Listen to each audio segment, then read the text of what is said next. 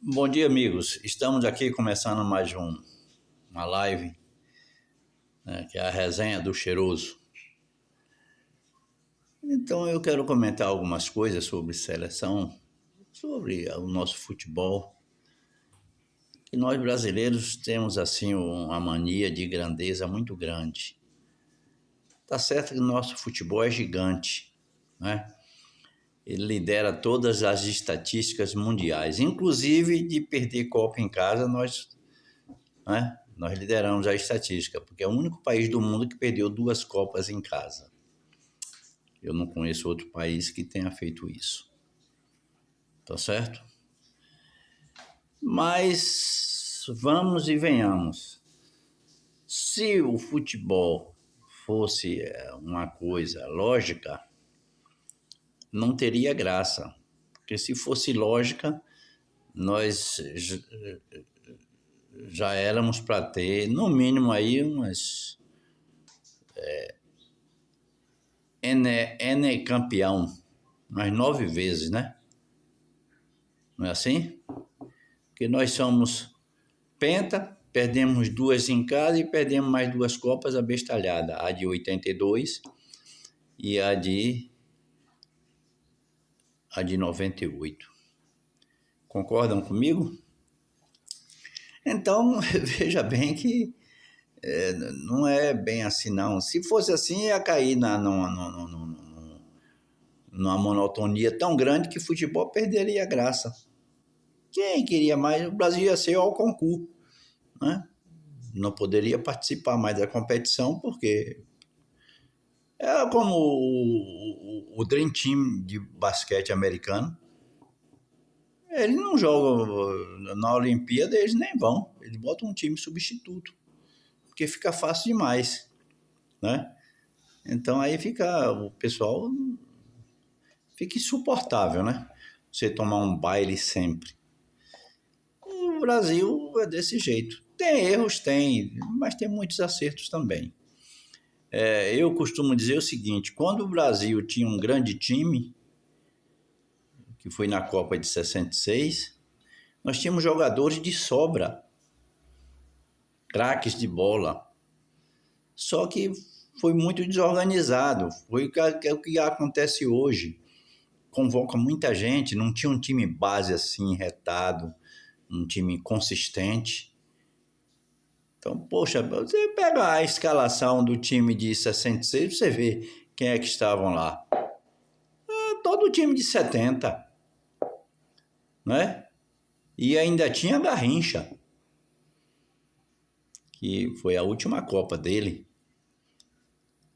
Então, são coisas que a gente tem que analisar, mas só pode analisar isso quem tem história, quem tem, né, quem sabe da história do futebol, quem acompanha. Eu acompanho de perto essas coisas porque eu gosto de ver, principalmente da seleção, né?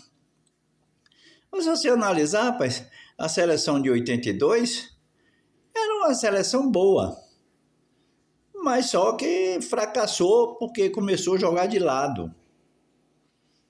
Não conseguiram marcar um cara que saiu da cadeia, da prisão, para ganhar a Copa do Mundo pela Itália, que foi o Paulo Rossi. Tá certo? Toninho Cerezo e Falcão jogando de lado, e Sócrates também. Pegava a bola, tocava de lado. Tocar a bola de lado é suicídio.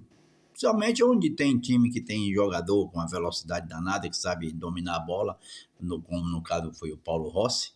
Os outros jogadores da Itália nem lembro deles. E faz muito tempo, foi 82 isso. Você entendeu? O cara fez 3 gols numa partida né?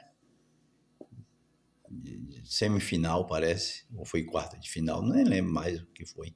Eu sei que nós fomos alijados da Copa do Mundo de 82, um oba-oba desgraçado que tinha aqui e tal. Enfim, não ganhou nada.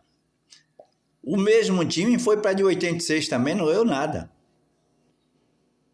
Você viu Zico perder pênalti, Sócrates perder pênalti. Sócrates foi bater um pênalti, ele não deu um passo atrás, ele ficou junto da bola. Porra, isso não existe. Quando você está junto à bola, você não tem ângulo para bater a bola, para enganar o goleiro, para ter um jeito de bater diferente. O goleiro ali sabe onde você vai bater. Se você é destro, ele sabe onde você vai bater. Se é canhoto, ele sabe onde você vai bater. Isso é coisa fundamental, é o fundamento do futebol. Como é que o cara não corre? Aquela meia-luazinha que tem fora da grande área é o limite que o cara pode correr até ali para bater um pênalti. Ou vocês não sabem disso? Aquela meia-lua não é para enfeitar, não. Na grande área, não tem a meia-lua, o atacante pode correr até ali. É tomar uma distância boa, né? Quase 10 passos. Né? É nessa corrida que ele decide em que lugar vai bater, é onde ele tira o goleiro da jogada, ele dá uma canchazinha, dá uma quebrada né, de joelho para o goleiro. Né? É ali que ele decide. Então, você vê, a Copa de 82 nós entregamos, a de 86 entregamos, que era uma Copa fácil de ganhar, foi que a Argentina ganhou, né? O time da gente não era ruim, mas era um time de Tele Santana. Esse negócio tem técnico que não dá para a seleção. Tele Santana não dá para a seleção. É treinador de time. Você entendeu? Então, se vocês analisarem direitinho, foi uma coisa horrorosa. O Zico entrou na partida e foi bater um pênalti. Aí, o cara entrou frio para bater um pênalti, fica difícil, rapaz. O pênalti é uma coisa assim de tipo heroísmo, né? O cara tem que estar lá brigando e tal, aí vai lá. Vai. O pênalti é tipo uma vingança, né? E o Zico não estava preparado para bater o pênalti, foi lá e bateu. O Sócrates nem saiu do lugar para bater, entregou o ouro. Né? E o Zico também foi bater o pênalti frio. Então, acontecem essas coisas. Né? Essa Copa de 2022, a gente podia ter outro destino, que nós fomos para os pênaltis com a Croácia, que é um time insignificante em comparação ao Brasil. Eu já falei sobre a Croácia. A Croácia é um país hoje, uma nação da Europa, que foi remanescente da antiga Iugoslávia, que se dissolveu em 5 ou 6 repúblicas. Não é? E que futebol tem esse povo que tem um jogador bom e o resto é tudo meia boca? Não, rapaz, eu acho o seguinte, que a gente tem que se compenetrar que futebol nós temos de sobra. O que está faltando é organização. Os nossos jovens não estão mais ficando aqui no Brasil um tempo necessário para criar um vínculo com a pátria, não é? Então fica difícil. O cara com 12, 13 anos já vai para a Europa, cheio de dinheiro, ele não vai nem botar a perna em risco, não.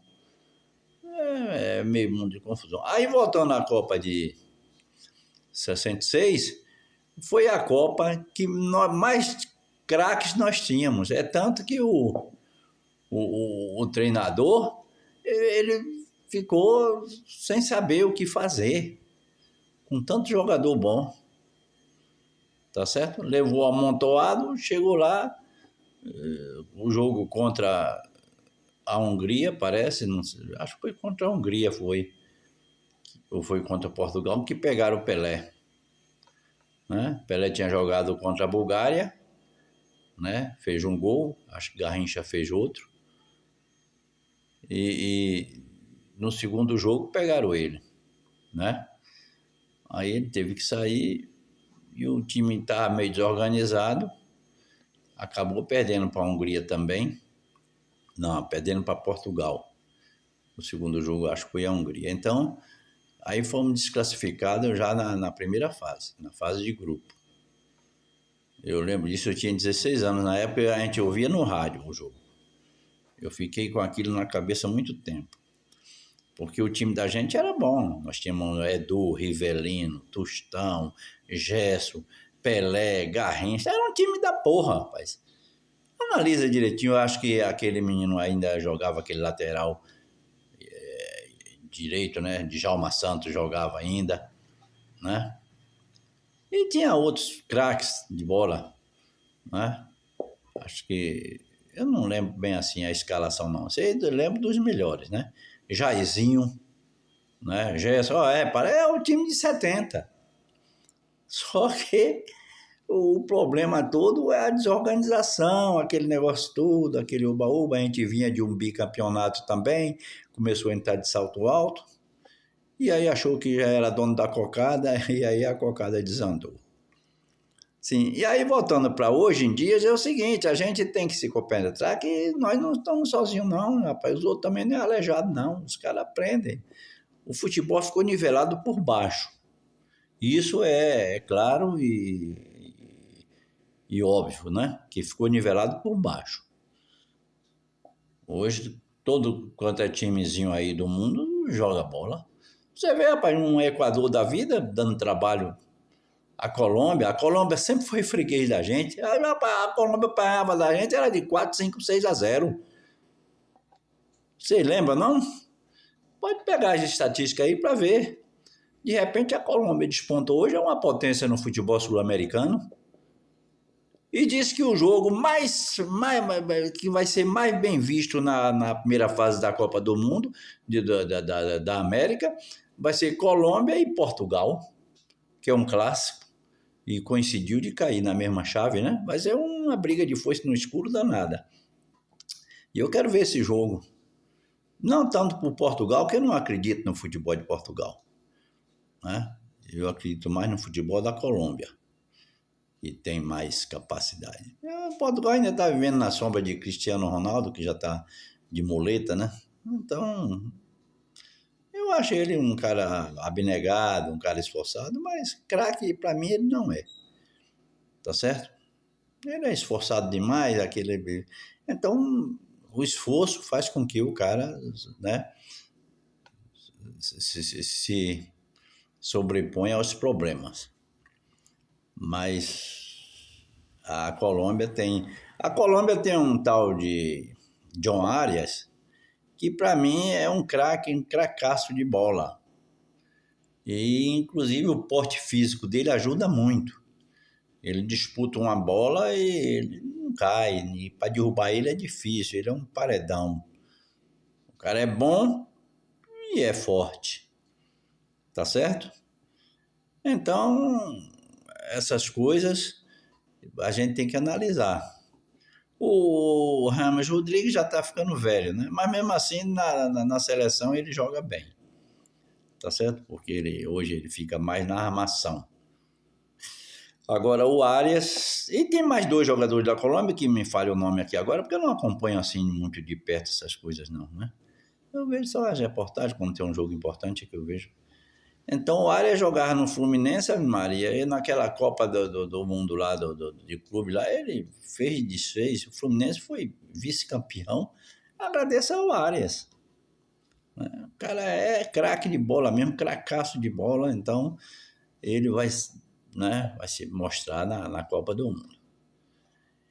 Aí voltando a essas histórias de futebol, nós temos que levar em consideração o seguinte, a Copa de 94. Nós vínhamos de 24 anos sem Copa do Mundo, rapaz. A de 74 foi um desastre porque nós perdemos para o carrossel holandês. Tá certo? Mas em 74 nós tínhamos um problema seríssimo. Eu digo isso porque eu fui em jogos amistosos lá do Brasil, lá no Morumbi, Brasil e Áustria. O Brasil empatou de pesquisa 0-0, 1-1, não me lembro bem. Foi gente pra zorra. Só que Jairzinho e Paulo César Caju estavam de contrato assinado com o Olympique de Marseille. Agora veja como as coisas acontecem. E esses caras iam botar, que o contrato estava assinado, mas não estava fechado, né? Era um pré-contrato, que chama, né? E ia ser finalizado após a Copa do Mundo. Tu acha que eles iam botar a canela? Jairzinho e Paulo César estavam de salto alto, rapaz. Quando vinha o sarrafo, eles pulavam 2, 3 metros de altura. Não sei falar que Neymar pular era ali. Eu mesmo, durante a Copa, eu falei, rapaz, esses caras deviam botar outro. Na época tinha o Edu dos Santos, que era um cracaço de bola da porra, quer dizer, ficou de fora, né? Aí botaram o Paulo César Caju, porque nessa época já tinha o interesse financeiro dos técnicos, tá certo? A Copa de 74 foi Zagallo, né? Que foi o técnico. Então, deve ter ganho muito dinheiro para manter Paulo César Caju. E Paulo César Caju era um craque de bola, mas ele era mascarado. Você entendeu? E o Jairzinho era bom de bola, que na Copa de 70 ele arrasou.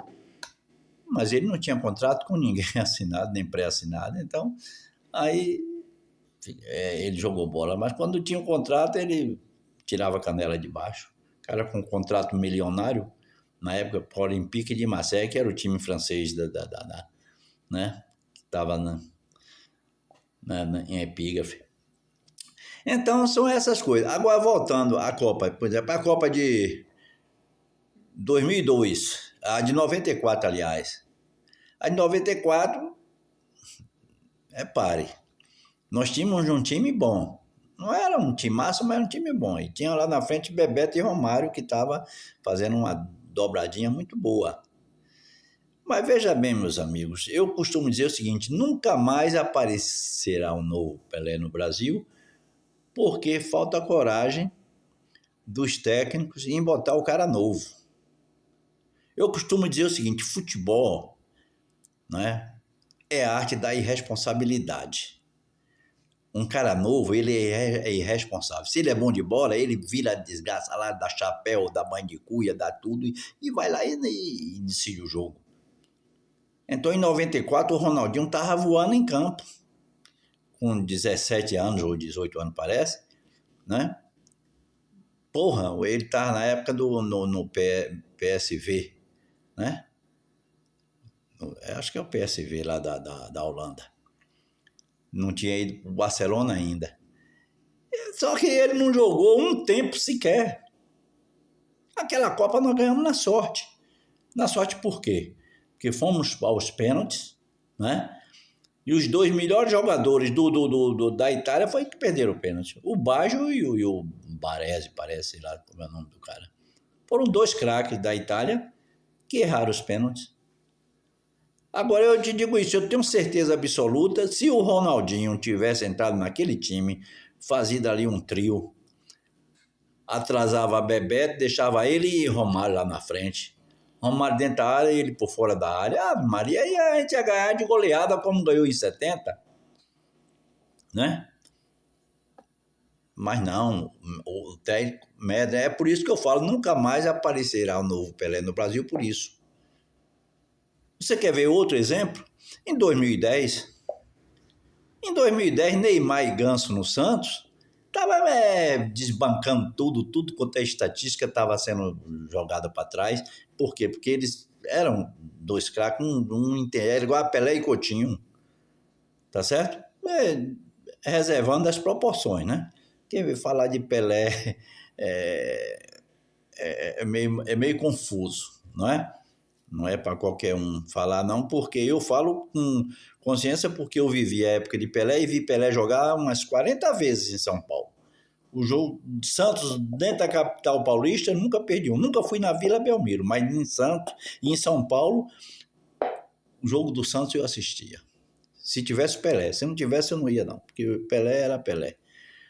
Então, veja bem, hoje não aparece novo Pelé por isso. Aparece um craque comendo a bola, mas o técnico fica com medo de botar o cara. Rapaz, futebol, arte, é irresponsabilidade. O cara pega a bola, ele sabe fazer aquilo, ele pica o cacete. Você entendeu? Por quê? Porque é a arte da irresponsabilidade. Pelé, com 17 anos, ele fez 2 gols na Copa do Mundo de 58 contra o País de Gales e contra a França. Um ele deu uma coberturazinha, quase um chapéu, mas não foi, dentro da área contra o País de Gales.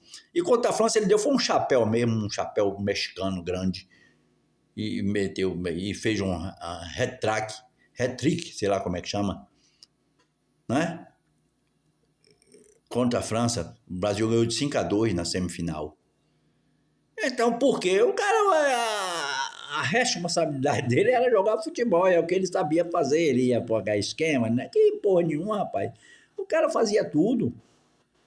Então, a mesma coisa de Ronaldo, o fenômeno. Se ele tivesse jogado aquela Copa de 98, de 94, nós não tínhamos ido para os pênaltis, não. A gente tinha ganhado de goleada da Itália. Porque aquele time da Itália não era bom, não. Você entendeu?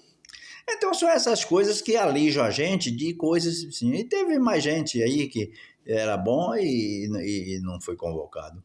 Ou essa coisa em 2010, Neymar e Ganso foi um absurdo não ter ido para lá, né, para a África do Sul, que era uma Copa que a gente tinha, né, condições de jogar de igual para igual. Aliás, nós sempre temos condições de jogar para igual para igual. Dessas Copas do Mundo, todas que eu achei a mais fraca foi de 1990. Porque teve muita celeuma, era o Savarone, sei lá como é o nome, que era o técnico, né? E então são coisas que acontecem que ficam na história do jogo, dos jogos e tal. Eu conheço a história de 66 para cá, eu sei todas as histórias da Copa do Mundo. Tá certo? Não vou escalar times, porque eu só tenho uma seleção que eu escalo até hoje, que foi a seleção de 70. Tá certo? Porque ficou na memória mesmo e tal. Eu tinha 20 anos, ia fazer 20 anos. Assisti em preto e branco, direto, mas em preto e branco. Mas foi apoteose mesmo, só um negócio lindo. A gente vinha, né, de 8 anos sem Copa, né? Porque nós ganhamos 58, 62 e 70. Quer dizer, em 12 anos, nós ganhamos 3 Copas. Porra, aí ia acabar com o estoque de Copa, né? Então a gente não pode querer tudo pra gente só, não. E a coisa só presta quando é difícil. Quando fica fácil, aí cai na mesmice e perde a graça. Vocês entenderam? Então eu gosto do futebol brasileiro, acho que ele é um futebol ainda bom, mas está tomando um rumo diferente, que está europeizando, copiando o futebol europeu de quem não tem, né, não tem classe. Lá tem um país ou dois lá que tem alguma classe para jogar, mas são poucos jogadores.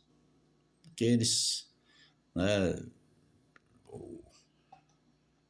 o estoque de jogadores deles são pequenos. Então, é meio complicado a gente analisar de outra maneira. Vocês entenderam? Então o papo de hoje é esse, é 23 minutos, Ave Maria, já tem quase meia hora, rapaz. É tão bom falar e comentar as coisas que a gente vê, então depois eu falo mais sobre isso. Daqui até a Copa do Mundo eu vou ter conversar e tal, pra gente lembrar e ver que nós não somos o dono da cocada, não. E principalmente agora que a coisa nivelou por baixo, tá certo? Com essa dolarização do futebol, né? Aí o dinheiro se sobrepôs né, a categoria. Então eu vejo gente aí que só porque deu um pontapé diferente na bola, no outro dia já está avaliado não sei quantos milhões. Porque lá na Europa, se você tirar os jogadores argentinos e brasileiros e colombianos e uruguaios, são 4 países que suprem a Europa de jogadores, aqui na América do Sul. É Brasil, Argentina, Colômbia e Uruguai. Tirar uns 2 ou 3 países da África, o futebol europeu acaba. Nem campeonato nacional não tem. Vocês entenderam? Tem que ver isso, rapaz. A gente tem um campeonato nacional forte aqui e nossos jogadores estão todos na Europa. É brincadeira? Então, por isso que eu digo para vocês. Agora, quando o cara cai lá, fica diferente. Ele não tem mais amor à pátria, não tem mais amor à camisa. Então, e hoje não tem mais amor a clube também. Mudou. Antigamente o cara jogava num clube quando ele saía, porra, ele fazia um gol, não comemorava, até chorava quando fazia um gol contra o time, ex-time. Eu lembro quando o Rivelino foi para o Fluminense, e ele foi porque botaram ele para fora, porque disse que ele traiu em 74, né? Naquele campeonato que ele entregou para o Palmeiras. Ele entregou o quê, rapaz? O Rivelino era um craque de bola, o cara responsável todo. Pensa num craque, o Rivelino. Para mim, um dos grandes craques do futebol brasileiro é o Rivelino. Não é à toa que Maradona falou que Rivelino era o ídolo dele. Tá certo?